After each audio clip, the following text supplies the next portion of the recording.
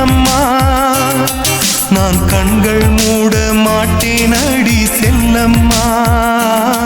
நான் கண்கள் மூட மாட்டேன் அடி செல்லம்மா